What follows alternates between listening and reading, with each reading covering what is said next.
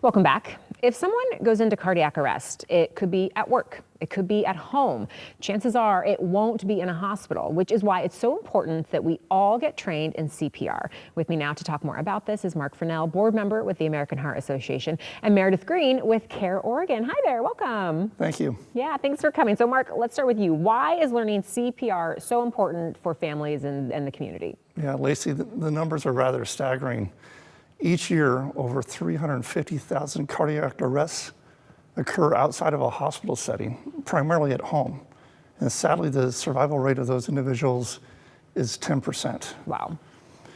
More than half don't receive critical standby CPR at the time of the cardiac event. So the good news is with CPR, if it's administered immediately after a cardiac event, it can double and sometimes triple the survival rate of the person that suffered the cardiac event. Mm-hmm.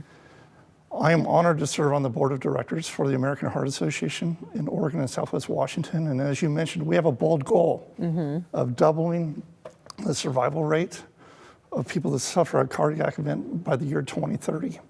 And how we're going to do that is we are going to ensure that every household has at least one person in that household who has been properly trained in CPR and is ready to act and perhaps save the life of a loved one. Yeah. And Lacey, what's interesting is it's not a heavy lift. All one needs to do is go to heart.org/nation, take a 90-second video, and you can be a trained CPR person just like us, Nation of Lifesavers. Okay, 90 seconds, that's all it takes. Meredith, how is CARE Oregon working with the American Heart Association to get into schools and train students in CPR? Yeah, Lacey, CARE Oregon is really proud to be working with the American Heart Association to build a Nation of Lifesavers. And one of the ways that we're doing that is by supporting the Kids Heart Challenge. And that is a school-based program that teaches kids and their families CPR in a fun and interactive way. And CARE Oregon is sponsoring that program in several schools in underserved school districts across the state of Oregon. That's great. Yeah, I read that kids as young as 9 can be trained in CPR. Like they're ready for it, they can do it. Is that right? That's right. It's kind of surprising to hear that, but that's great. The more people, the better that are trained for sure. Yeah, I mean, here's the interesting thing is that you don't have to be a medical professional to administer CPR. All you need to do is have the proper training and the courage and the willingness to act. And so where the American Heart Association is going is we're trying to increase the population of CPR trained individuals, and we're going into schools. And as we all know, schools are stretched financially. So the American Heart Association is going to the private sector to say, help us fund this critical need.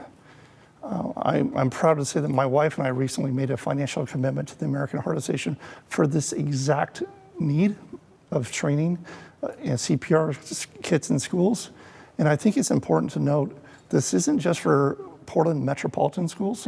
It's for statewide in Oregon where there's a big need in Southern Oregon and Eastern Oregon as well as Southwest Washington. Sure, that's great. And Meredith, tell us more other ways that CARE Oregon is promoting CPR education. Yeah, sure. Well, CARE Oregon is a proud sponsor of the American Heart Association Heart and Stroke Walk. In fact, our CEO, Eric Hunter, is the 2027 chairperson for the walks in Portland and Vancouver. So we're really proud about that. But it's a great way to bring companies and their employees and community members together to engage in a fun, heart-healthy way to learn about CPR, as well as raise funds for life-saving needs. Yeah.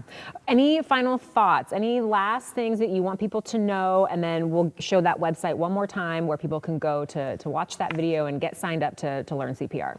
Yeah, I would just say that you don't have to be a medical professional to know CPR.